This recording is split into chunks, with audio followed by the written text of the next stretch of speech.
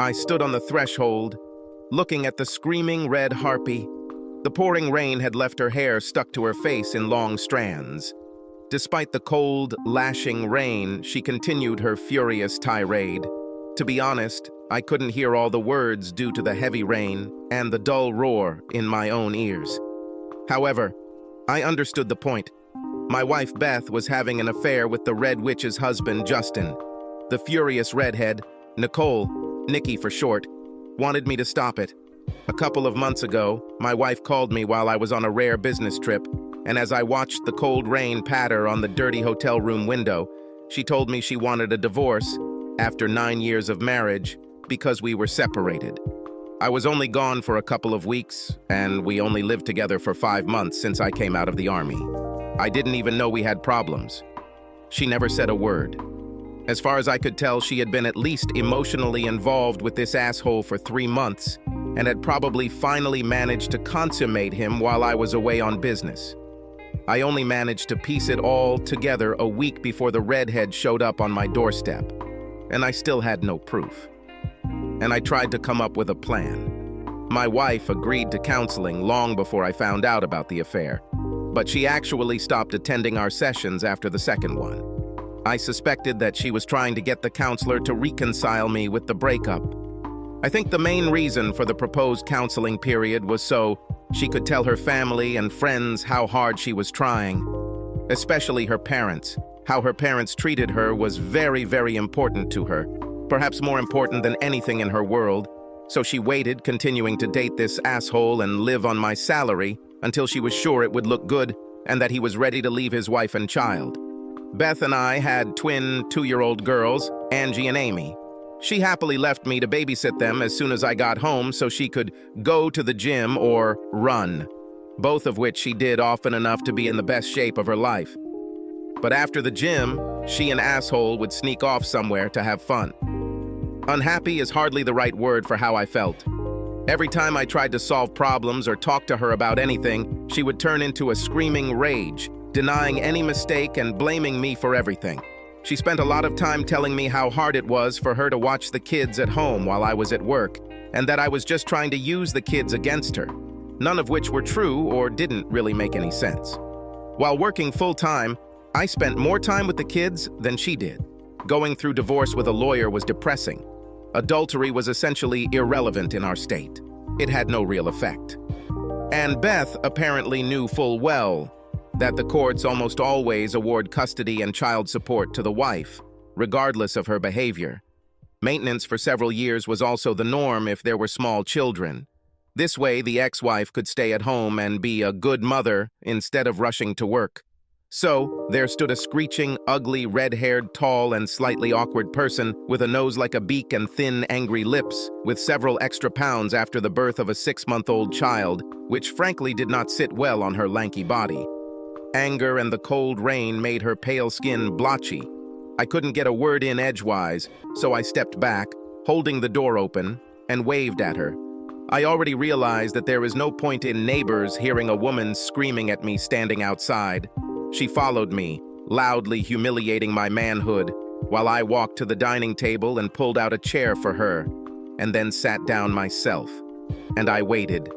Gradually, the anger turned into bitter tears, then into trembling sobs, then, finally, into sobs. His head dropped into his hands on the table, and his hair formed a mound of wet, limp, dark copper.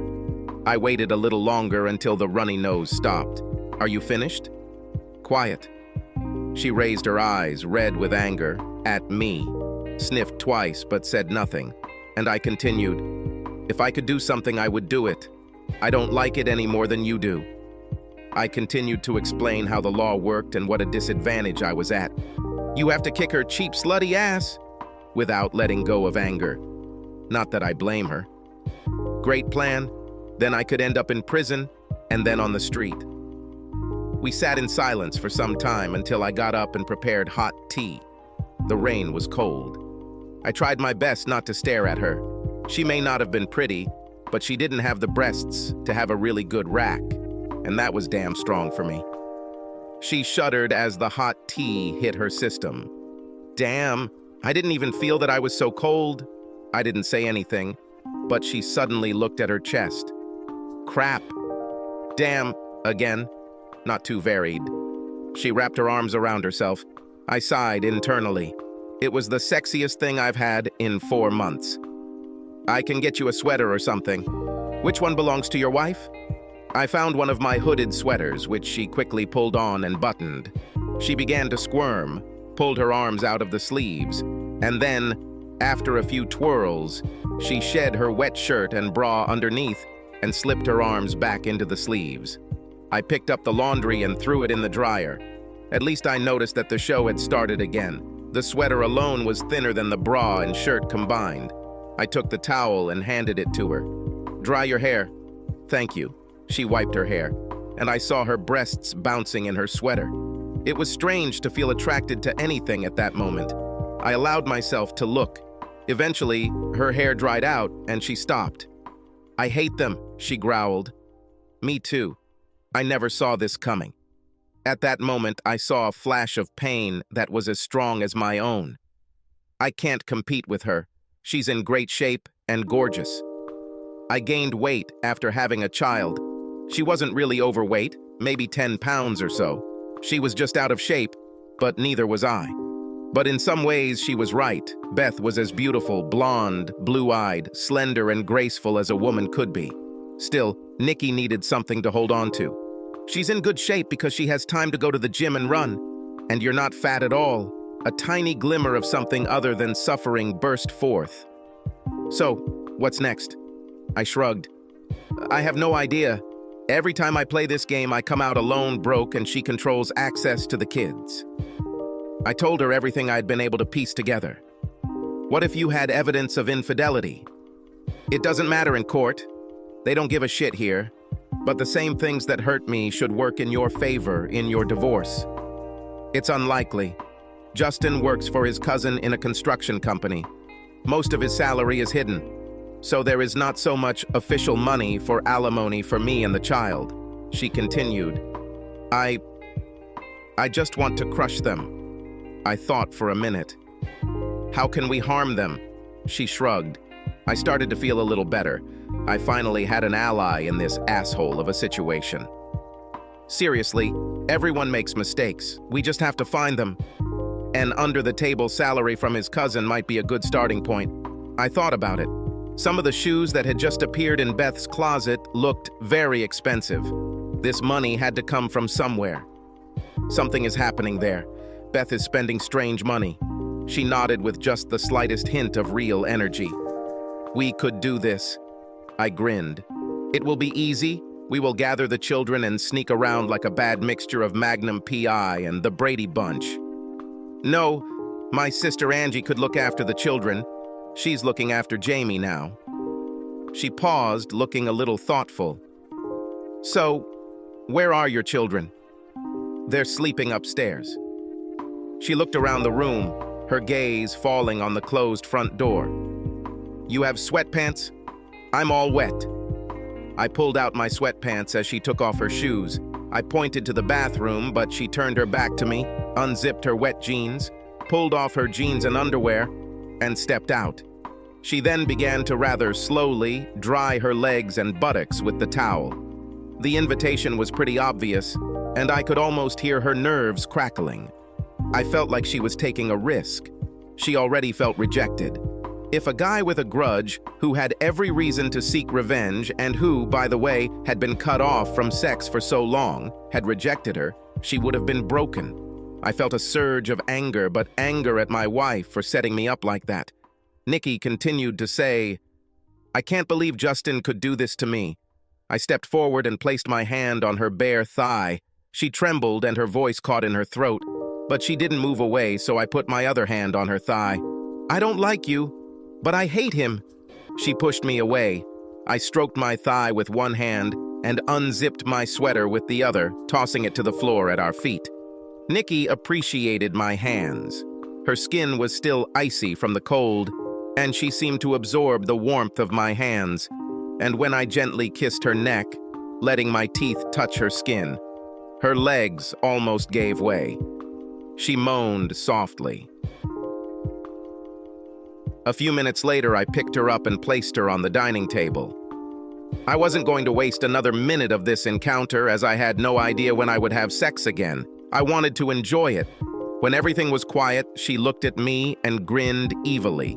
Having cleaned myself up, I threw her jeans and panties into the dryer along with her shirt and bra, and we sat, naked, at the table for several minutes, drinking already cooled tea. She looked at me gloomily from under her tousled head of red curls. "You knew this would happen when you invited me in." "Actually, not until you took off your jeans." She giggled like a little girl. It was a little unnerving. "I was afraid that you would refuse." I grinned for what felt like the first time in forever. How can any guy turn down that?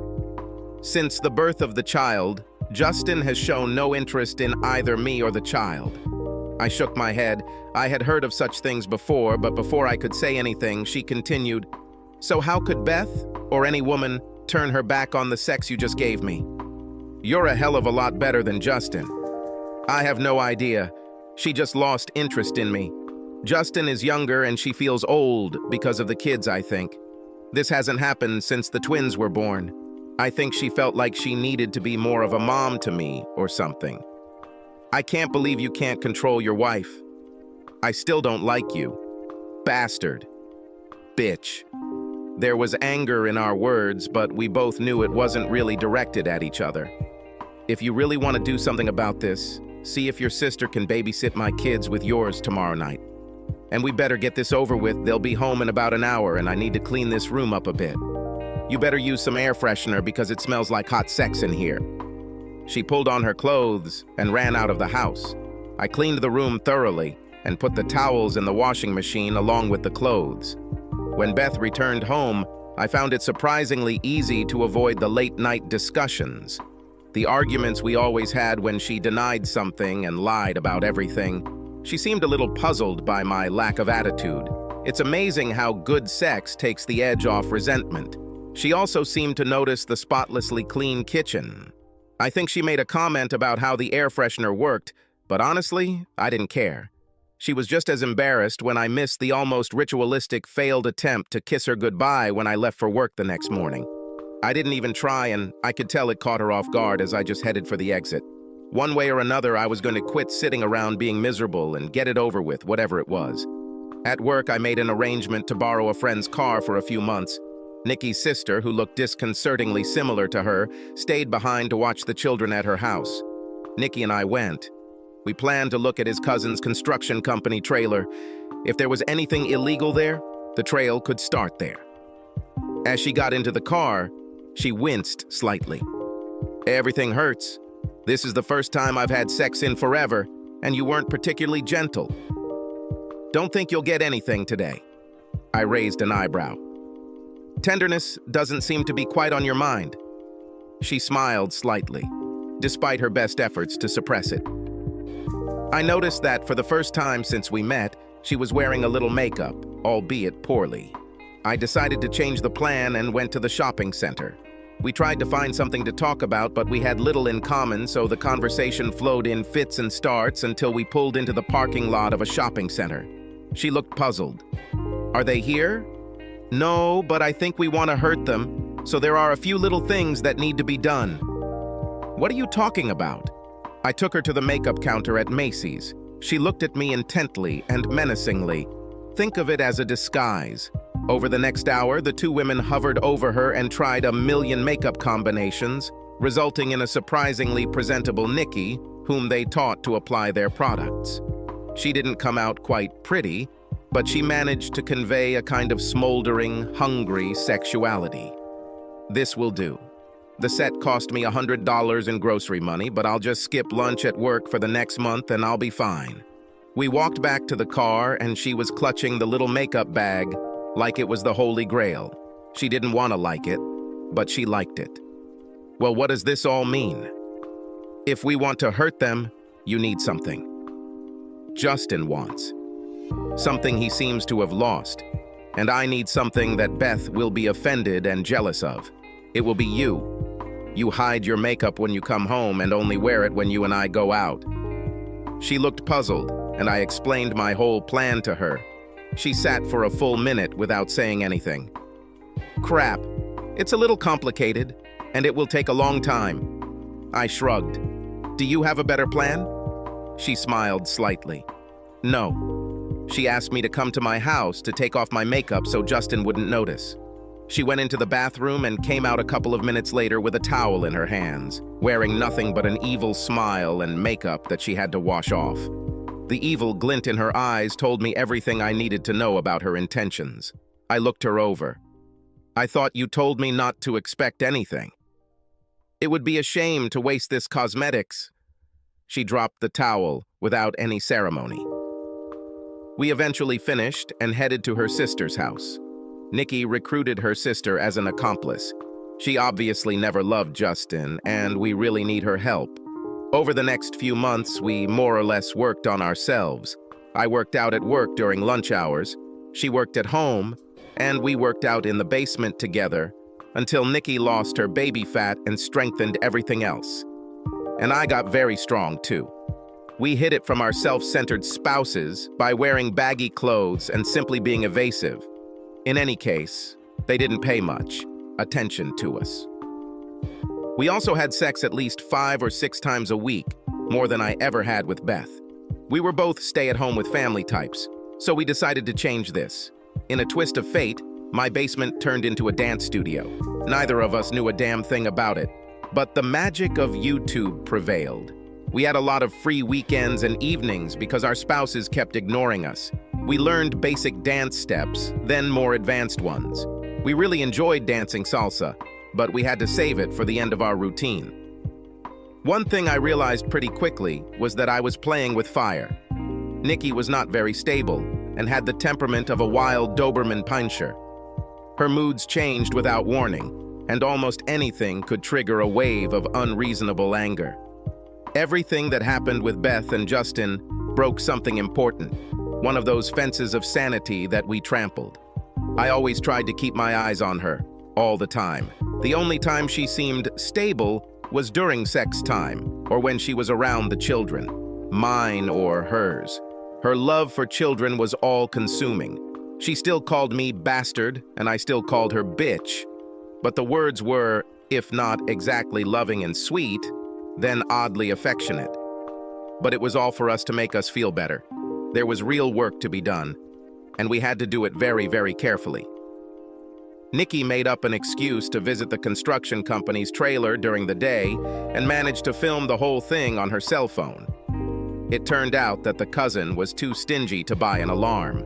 We slipped in there 5 times, photographed every document in every filing cabinet drawer, and began going through the documents bit by bit. More useful information was found in Justin's desk and Beth's purse.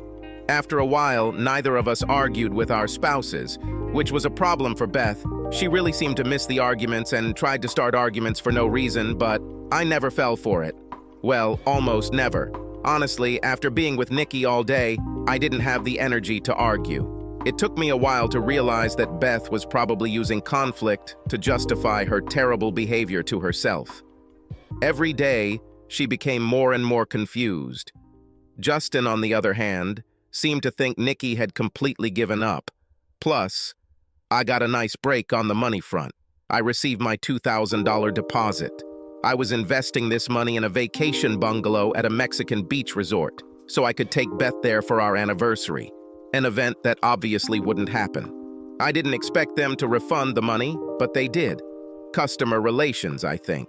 This money will come in handy. When Beth started making excuses to stay over with Justin, Nikki and I started going to a dance club, gradually trying out the dance moves we'd learned. It was fun, but it was also stressful. Nikki's unpredictability constantly weighed on me. She was irritable at the best of times and could go from joyful excitement to almost psychotic rage without any warning if provoked. One particular night was almost a disaster and reminded me how careful I need to be. By this time, after several weeks of exercise and almost daily sex, Nikki was practically radiating sex. So it was not surprising that people would often sneak up on us while dancing. She really liked the attention, but not surprisingly, She sympathized with her abandoned friends and tried not to show her sexuality with the guys who came with their friends. Unfortunately, some guys thought she would dance with them as excitingly as she danced with me. A couple cut us off in a small club, somewhere in the middle of nowhere. I was dancing with a girl, a cute little blonde cheerleader, while a guy was apparently trying to put his hands up Nikki's miniskirt. She twice dissuaded him, but he insisted, and I just caught her by the hair as she lunged at him. I said, "Stop." Her claws barely missed his eye, leaving bloody marks on his cheek. With the little blonde on one side and a hissing, angry Nikki, I expected disaster immediately. The guy quickly backed away, eyes wide, while Nikki slowly turned her back to me, wrapping her long leg around my hips, pressing her groin tightly against me. "Bastard, you pulled my hair. It hurts." She paused and then purred. "You really know what I like, don't you?" She looked at the blonde frozen next to me and winked at her. "You can get a lot better than this guy. You deserve better. He's an asshole." We went out into the street at a fairly brisk pace. It seemed reasonable considering the three guys in safety t-shirts heading our way. The parking lot was full of cars, but there were no people. After 2 rows, I saw a scratched guy and 2 other guys get out. He headed towards Nikki and his friends headed towards me. "Bitch." Nikki smiled. "I don't understand. I introduced myself to you. For this kind of behavior, your boyfriend can watch me get what's in your panties." Nikki stopped, as if afraid, and he reached out to her, preparing to grab her hands. But I saw the manic glint in her eyes when I felt the largest of the 3 approach me from behind. Nikki lunged, not with the hands he grabbed, but with her teeth. He screamed piercingly in horror and pain. I turned around. I wasn't an MMA champion, but I was more than familiar with fighting, and I saw the wild look in Nikki's eyes, so I was ready. I pulled her back just as she was about to hit him in the chest. "Nikki, stop!" She looked me up and down with a wildly defiant look, then stopped and smiled. As I walked away from her, I saw a couple of figures standing 15 feet away in the parking lot. A small blonde girl and a dark-haired goth girl, standing in shock. Nikki also saw the grief-stricken blonde and walked towards her. I wanted to grab her and run, but I knew that would cause rage. And if I didn't get her out of here quickly, we'd both be in jail by morning. She walked over to the clearly paralyzed blonde and stood over her. "Nikki, behave yourself. She didn't do anything wrong." Nikki looked at me and smiled. "Oh, I know." She pulled the blonde towards her and kissed her deeply. I was about to intervene when I realized that the blonde was passionately kissing her back. Nikki slowly let her go. The blonde looked at her as if hypnotized. "Believe me, you can find much better than him." We got into the car. An ambulance rushed about 2 miles away. I didn't have to guess where she was going, and I could only hope that no one had written down our numbers. I pulled into the parking lot to give Nikki my shirt, but getting dressed wasn't her immediate interest, so I reclined the seat, and we had sex until she was satisfied. This took a long time, and then she commented, "I really screwed up, didn't I?" We're all like that in some way. Although I really came away from it. It felt so good to hurt him. Yeah, I noticed. It's a bit unsettling in a Hannibal Lecter kind of way. Hurting him was like having sex. I was able to just let out all my anger. He deserved it. Well, I'm not sure the law would agree, but I think his girlfriend was okay with it. Nikki giggled. "Seriously? About hurting? Don't let me do this again. Promise me. Very seriously." Tears flashed in her eyes. "You defended yourself." "I know, but that's not the point. I wanted to hurt him. So, strongly, a lot. If it happens again, what if I can't stop? What if I can't find my way back?" She suddenly started talking like a lost little girl afraid of the dark. It honestly scared the crap out of me. Nikki probably needed some real help, medication. Hell, she probably needed checkups. We did the paperwork. The brutal attack in the parking lot was attributed to a gang of 6 men and a Hispanic woman, witnessed by a blonde whose name was actually Amber. I had to laugh about it when I showed Nikki the papers. "So, Looks like you made an impression on Amber after all." Nikki smiled. She seemed nice. Strawberry lip gloss. "Do you like girls?" "I didn't even think it was like that. I was just messing around with her at the club, but parking is a whole different story. She wanted me, I felt it. I saw it in her eyes. And since you and I have been together, I simply have no boundaries in sex." However, after this incident, Nikki seemed to be taking care of herself. Got better. Slow, uneven, but gradually better. I saw her fight to hold back the demon when it appeared. Sometimes she even won. Nikki's sister couldn't watch the kids every night, so Nikki would often bring Jamie and we would practice putting them to bed. As we stood in the doorway checking them out, I would occasionally sneak glances at Nikki and be surprised at the softness of her expression. And sometimes she caught my gaze and smiled sadly, softly, and half smiled. At such moments, her demons seemed very far away. I knew that sooner or later something would happen. Eventually, Beth came across me shirtless and noticed that I had lost weight and gained new muscle and commented on it. I didn't turn this into an argument, put on my shirt, and left the room. Most of all, I wanted her not to see Nikki's fingernail marks on my back and ass from the night before. Beth's increased suspicion meant we had to move on to the next step. I told this to Nikki. So a few days later, instead of exercising and having sex, we had a car and a nice digital camera that we had borrowed. And when Beth and Justin left, we quietly followed at a distance. Nikki checked receipts and credit card bills until we figured out their structure. Beth was careful, but in Justin's mind, Nikki was overwhelmed, unable to defend herself. So he was careless and stupid. Justin's parents had a small cabin on the beach, hidden in the woods. It was a little shabby, but judging by the car's mileage, it was where they went on Fridays when they skipped the gym entirely. We pulled off the road and quietly moved towards the hut with the camera. There were no curtains, so it was not difficult to find them and look. By the time we took position, they were already lying naked on the bed. Since we had to walk back to the car, I let some air out of one of Justin's tires to slow them down in case they tried to leave early. We left the film at a dark room that specialized in discreet ephemera photographs and then headed home. Beth arrived much later than usual, with her clothes and hair disheveled. Nikki, giggling, told me the next day that Justin had changed a tire and then picked up a nail in the road on the way home, resulting in a miserable stomp in the rain to a gas station 4 miles away from here. Karma. Over the next week we talked about what we wanted. Nikki surprised the hell out of me, but in the end, I agreed. We kept quiet and then made our big move about 3 weeks after we had collected our evidence. Beth and Justin always disappeared all day on Saturdays, but Nikki and I put together a pattern of them.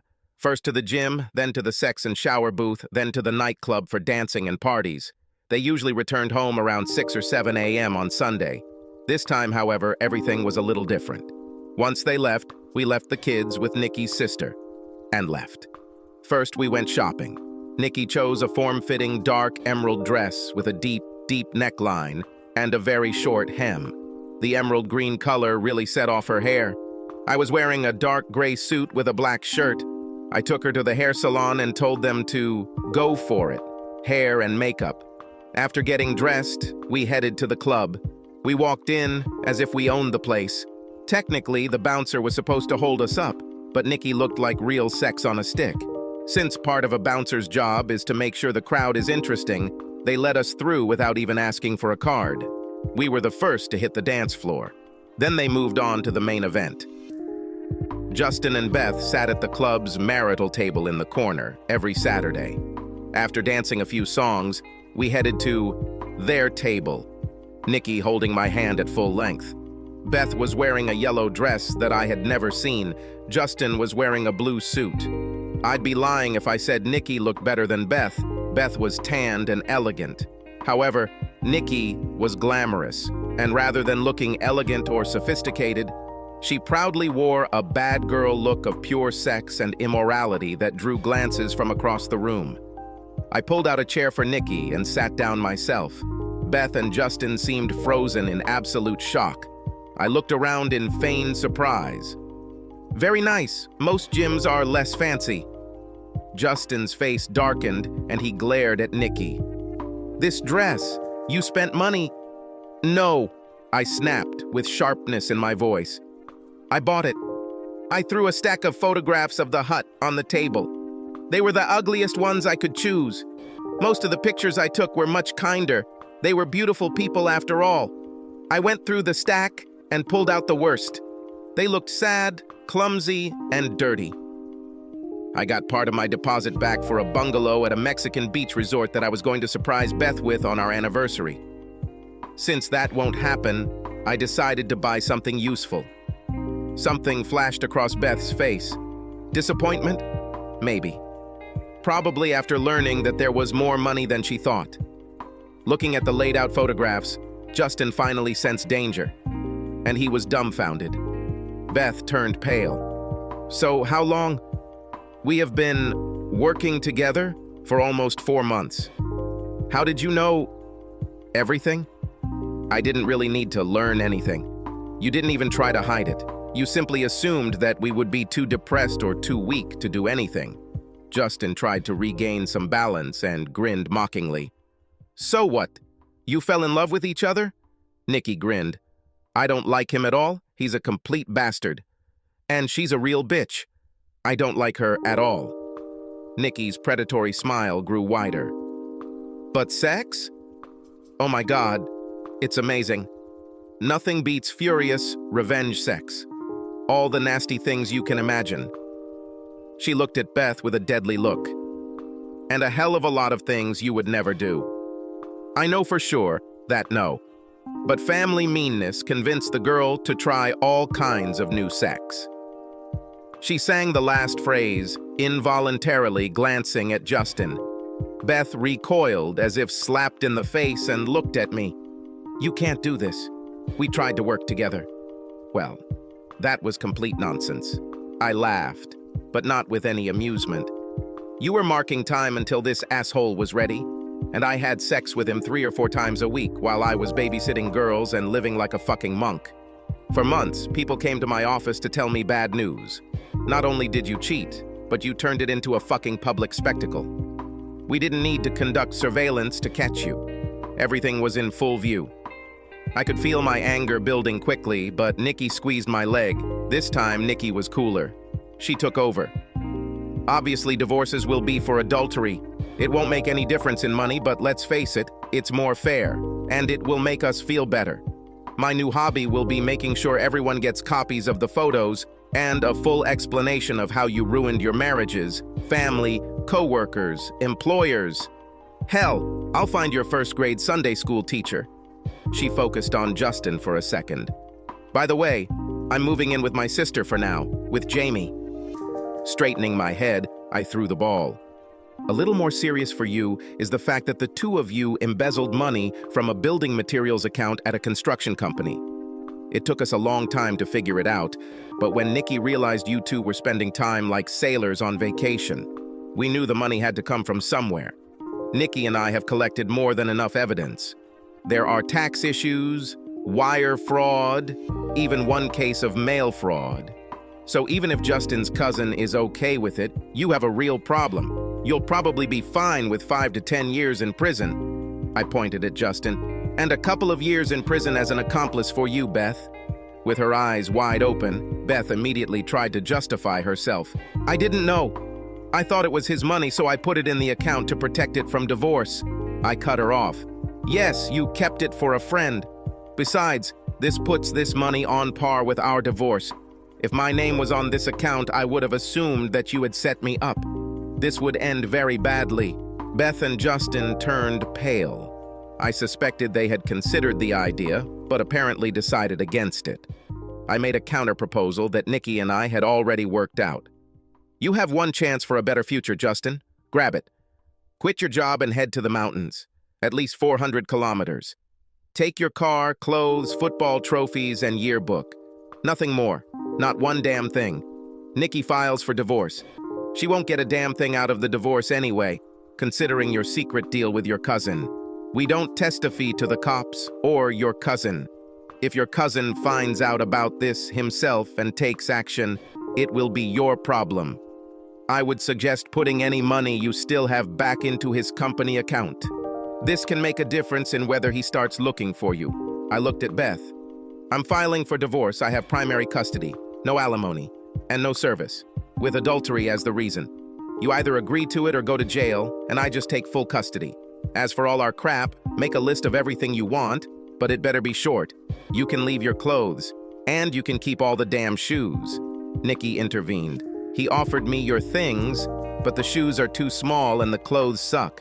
I've stopped wearing underwear around him, so you can keep your granny panties. I smiled at Nikki as Beth tried her best not to choke. I continued. Find a job, move in with your parents, or with anyone else. I don't care.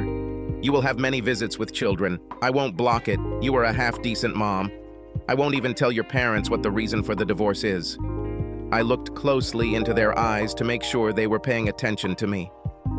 Time runs out tomorrow at midnight. If Justin's ass isn't on the road by then, we'll turn it over to his cousin and the cops. The offer only stands if you both agree. Nikki leaned forward, showing off her dramatic cleavage, probably for Beth's sake. You guys have achieved one amazing achievement, the two of us. We were serious when we said that we had nothing in common. We couldn't agree on a movie, we hated each other's music, and if he talked about his hobbies, I would have fallen into a coma. And she is a petty, emotional harpy whose voice grinds along my nerves like broken glass, I added. Nikki continued, looking into Justin's eyes like a snake looking at its prey. So, when we got together and didn't figure out how to punish you, we only did one thing. We had sex. That's all that was possible. If we had dinner together, it was only to gain strength and have sex again. She looked at Beth. I can't believe you left him for an ignoramus. I'm not bluffing. If that's what you think, come with us sometime and you can watch. It will probably be even hotter, if this is at all possible. I looked at my watch and interrupted her. Remember the deal. Sorry, we have to go so I can pick up the kids. I stood up and extended my hand to Nikki. Something had changed in Nikki. Perhaps it was the clash with Justin and Beth, but the insane anger seemed to have disappeared, just left. She was still as sexually aroused as ever, but that sparkling edge of true madness was missing. Beth almost beat me to it. I had just put the kids to bed when she burst through the front door. We need to talk. I sank into an easy chair. We should have talked months ago. Listen, can we move away a little? You can't just let this creep destroy us. Stop, I raised my hand. The only reptile who destroyed the marriage is standing in front of me. She stared at me with a particularly disgusted look, a rarity for her. You really don't understand, Beth. Compared to Justin, your destiny is simply delightful. Nikki bargained for you, cajoled and begged for you. She tried to make Justin the real villain in this mess, and you can't even imagine how hard it was for her. She hated you with every fiber of her soul, but she did it anyway. She feels like her train wreck caused ours. I'm not even sure I agree with this, but I made a deal. Because she begged me. I paused, drying out my anger before it exploded. Then, in measured tones, if the money laundering account had been opened in my name, or if the twins' DNA had turned out differently, we wouldn't be talking. Nikki could beg for anything, but it wouldn't matter. She blinked, suddenly realizing with horror how alone we were. How long do I have to move out? I have to give you until midnight tomorrow, just for the elegant symmetry of it all, but I'll give you a week. It will take 2 days to pack all these shoes, and God knows, I want them to disappear. She muttered something like an apology and headed up the stairs. It took her 5 days to move out, leaving me alone with the kids.